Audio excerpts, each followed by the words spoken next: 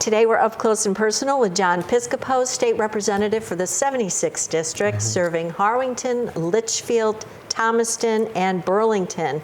And Representative Piscopo, thank you so much for being here today. You have served the state of Connecticut for 34 years. Yes, That's a long time. Yes, I have. And thank you, Joni. Pleased to be goodness. here. Oh, so happy to have you. We have a lot to talk about. Let's start with you serving as the Chief House Republican Whip, which is the third highest ranking within the leadership. That's an appointed position? Yes, it is. It's appointed by leadership. The minority leader, Vince Candelora, picks his leaders, and I'm honored that he chose me to be the Chief Whip. Now, I've heard, I was telling Representative Piscopo prior to the interview today that I was doing some research on him and found out, what the sheriff in town really means when you're a whip. And everybody that I talked to about you said he's such a nice guy, so easy to talk to, so easy to work with. And so how do you do that, Representative, when you have to be the sheriff? Well, thank you so much for that, Joni. I appreciate that. Yeah, and a whip is kind of confusing. You take care of the caucus. That's the way I look at it. You take care of each member that may be having a problem, or you take care of the caucus as a whole to make sure that they understand what the bills are. So I approach it as being an aide more than someone that's kind of trying to cajole them or convince them to do something.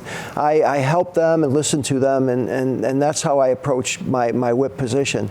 Now, does the whip position also include duties of if someone's out of line, for example, kind of reining folks in to a single message, or does it not include those kinds of Absolutely. It includes all that. We may have a member that's kind of maverick type. He's a little out of line, and so thank God I have people that work with me. I have like 8 whips under me, so I could appoint those that are close to that person to maybe talk to them, or I could go have a word with them, and that's the way we work it. Those that are that may need specific attention. So we try and do that. We take care of the caucus as a whole. We try and educate the caucus of what bill's in front of us. If it's a governor's proposal, if it's one of our proposals, try and remind people that those are in front of us. And important. What about encouraging the vote on the floor, that members need to be there for votes? Yes. Is that part of it? I mean, very, very important part of it. Yeah. And you'll hear me yelling at every vote, Dubinsky vote, or telling each member to make sure they vote. Your attendance record is very, very important, and so we want to make sure that everybody gets their vote in. And people are sometimes they're up in the Senate working a bill, or they're out negotiating something in the hall, and they forget that the bell went off and it's time to vote. So it's a mad scramble every time there's a roll call. And I don't think people who haven't been involved or even watched, I mean, I've had the opportunity over the last 3 years to really watch what happens. There's so much. Are you in favor of I don't know the correct term, but legislators that are not part-time, more full-time legislative positions? Are you in favor of that in Connecticut, or is there a benefit to having the system set the way it is? Yes, I'm totally opposed to a full-time legislature. Because? Because it's the part-time forces those legislators to go back home, to work, to get their employment, to interact with their constituents. A legislature that's sequestered in downtown Hartford for the whole year can be a dangerous thing. There's a lot of laws introduced with just a part-time legislature that would change a lot of the way we live, our freedoms, our policies, and just in the short term, just in the part term. So going full-time carries a lot of very, very I think, negative unintended consequences. Interesting, and I never thought about it the way you said, where now you're having to go back into your hometowns, your districts, and you're having to interact instead of just being in Hartford all the time and staunchly, working within that model instead of bringing in the constituents. But it needs to also be said, the amount of work that the part-timers do. I mean, when you said they may be working on a Senate bill and then a bell rings and they have to run down, and then lobbyists are talking to them, and yes. you as whips are talking to them about what the bill means. There's so much to it. I don't think people really realize what goes on. Absolutely right, Joni. There is a lot to it. And even during the summer when we're out of session or in the fall, the computer work, the constituent work, that's a huge part of a legislator's job, just trying to help constituents cut through some red tape, get those services that they need. It's been, especially in the last couple of years, the constituent work has almost made it a full-time position. I'm on the computer a lot every day. Let's talk about that. How has the COVID pandemic changed the way business is done and changed the way you interact with each other as legislators or interact with your constituents? Because it's now no longer in the hallways, hey, Representative Piscopo, did you know about this? Or something's going on. Now it's cell phone, texting, Zoom meetings. Yes. The most positive is that with the public hearings now, everybody's chiming in. The public hearings go so much longer than they used to. So you could be in your office at home, and the public hearings will last all night or 2 days sometimes, and it gives much more people the comfort to contribute to the legislative process. The downside is not being in the building all the time. This has really hurt our process. It, like you say, during a public hearing, you could be talking to somebody and say, hey, can we go outside? You go outside the hall for a couple of minutes and say, look, Section 35 of this bill, I think is going to hurt your business. And is there something we can work on to maybe change a sentence or a paragraph or delete Section 35? And so that interaction with the public and with people that have an expressed interest in that legislation, the stakeholders, so to speak. And so yes, it has really, really hurt the process, and I fear it's continuing to hurt the process going into this session now, beginning February 9th in a few days. That it's still restricted. The public's restricted to the first floor, so you can't walk outside the House chamber and talk to somebody that represents that has a real stake in that bill that's going through. Will you be in?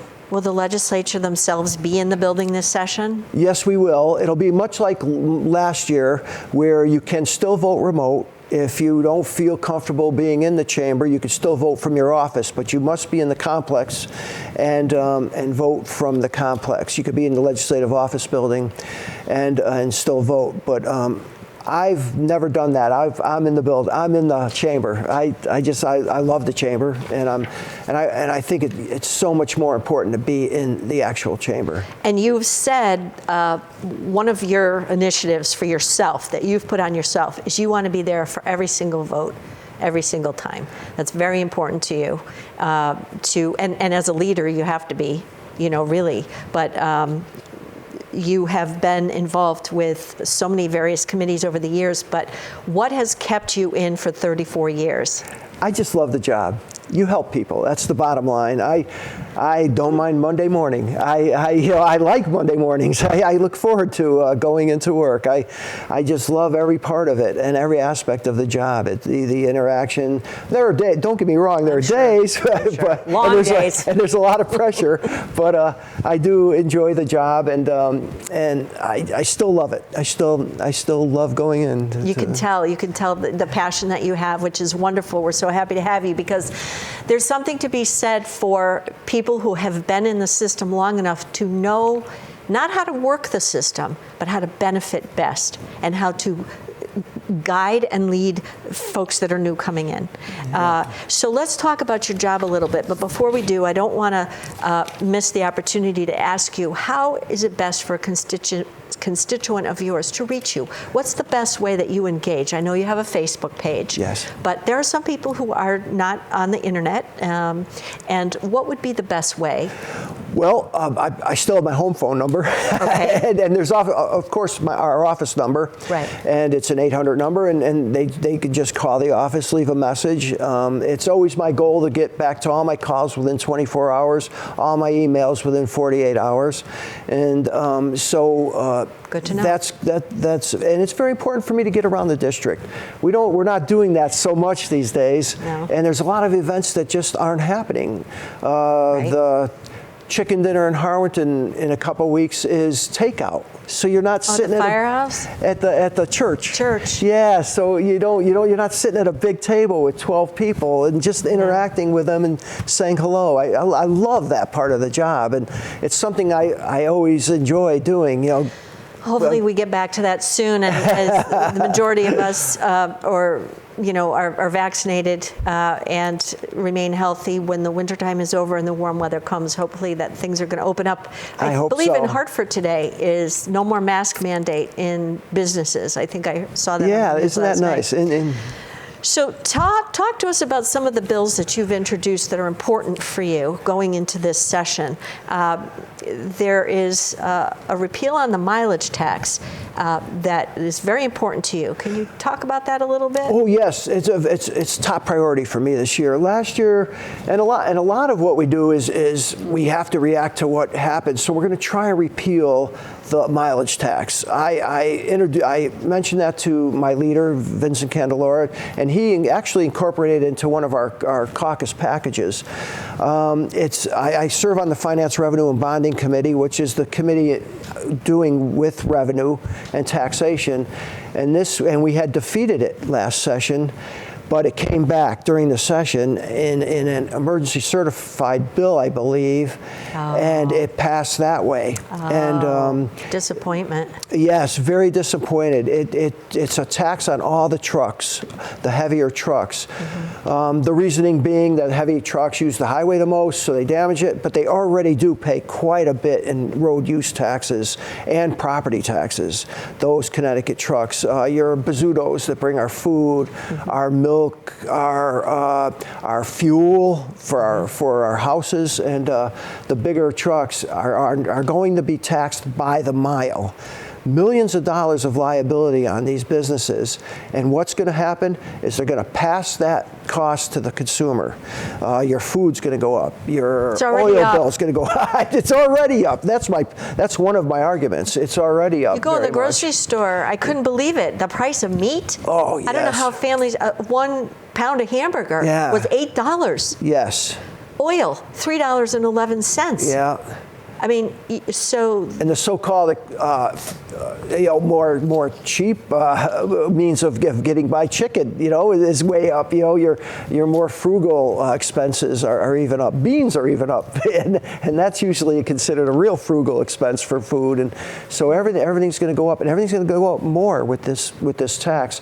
So before the revenue is even coming in, before it even gets implemented, it's a good time to just take a look at it and maybe try and repeal this. So when you were successful last session, it took a lot of energy and effort to make that success happen. And what you're saying is it was just put on to another bill at the end of the session, and that's how it went through. Yes. And that's so disappointing, because all that work, to have that be favorable, and that can be a really tough part of your job. Absolutely, very frustrating. Yeah. We did beat the Transportation Climate Initiative, which was basically a tax on the wholesale gasoline price. Your big guys in the harbors in Bridgeport and New Haven, there would be a new tax on wholesale fuel, which of course is going to be passed down.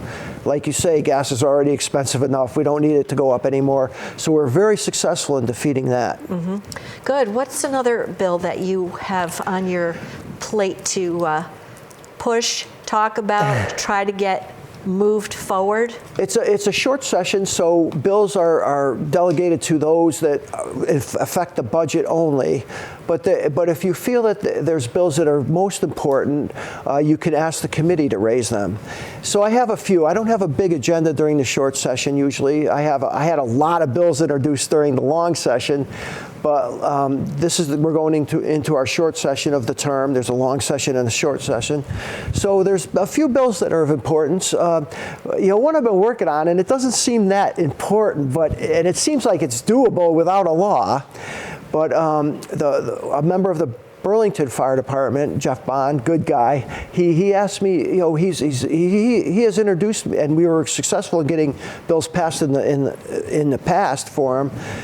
One on dry hydrants, which is a way that fire trucks can just get water any time they need it. And we had to cut through some environmental regulations so that they can install these hydrants that don't disturb any of the wetlands or ponds. But if a fire truck, a pumper needs a source of water next to a fire, they have them all over town now. So and it's all over the state of Connecticut.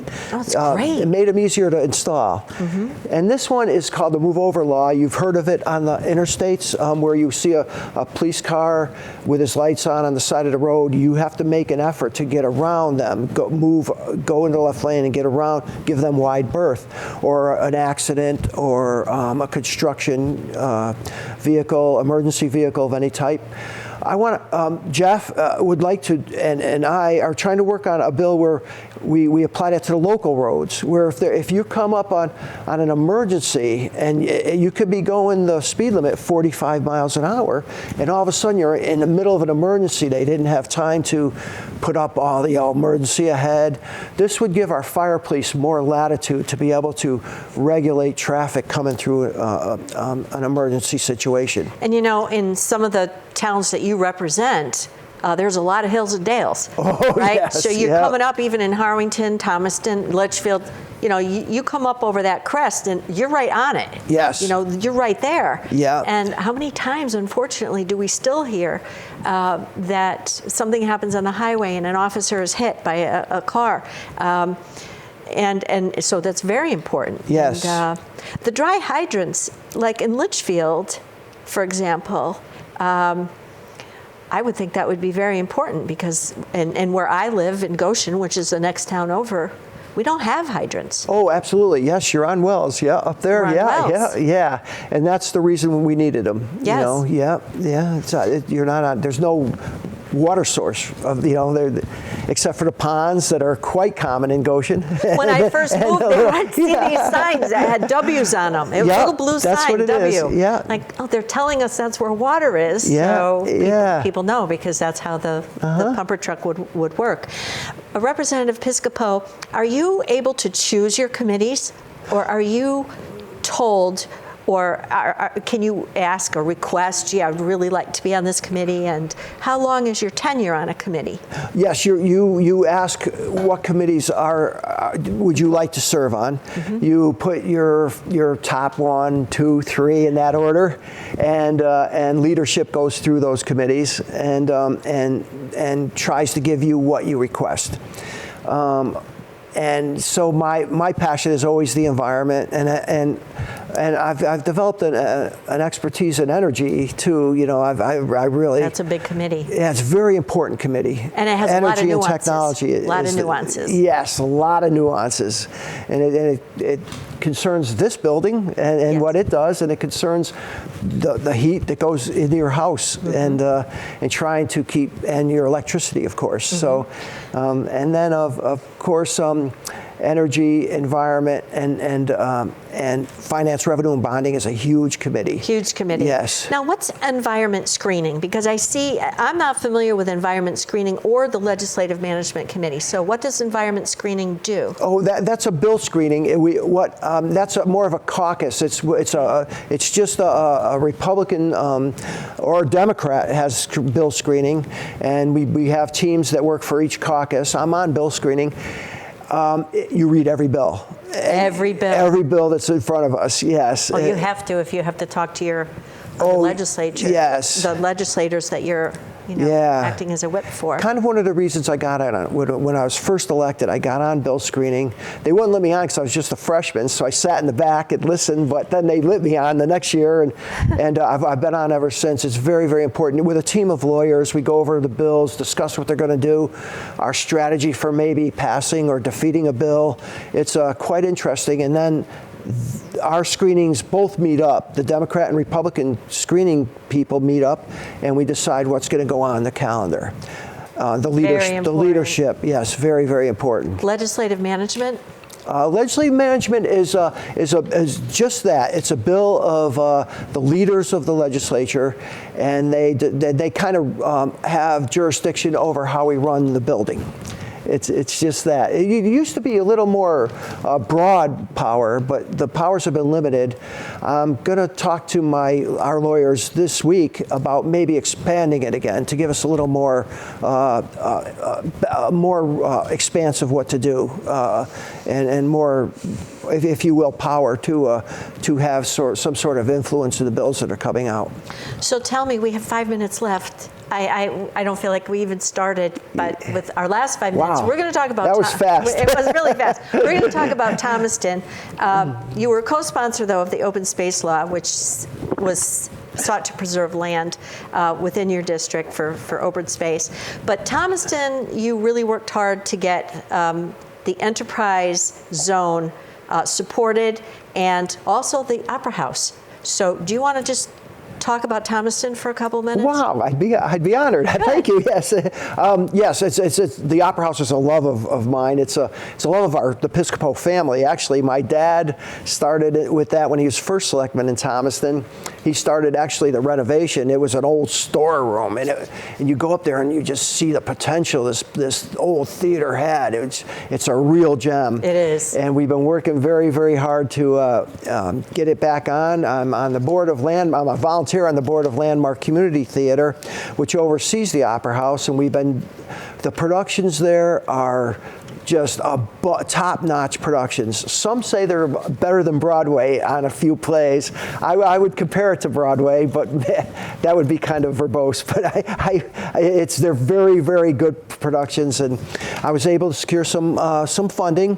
The architects drawn up a $7.5 million renovation for it, and I was able to get half that anyway, about $3.5 million. Thank you. What are they going to focus? Do you know what the focus of that money is going to really? That's well, we have a committee to look at that, exactly how we spend that half the money we really needed. And so we're gonna try and see. Our ceiling needs work terribly.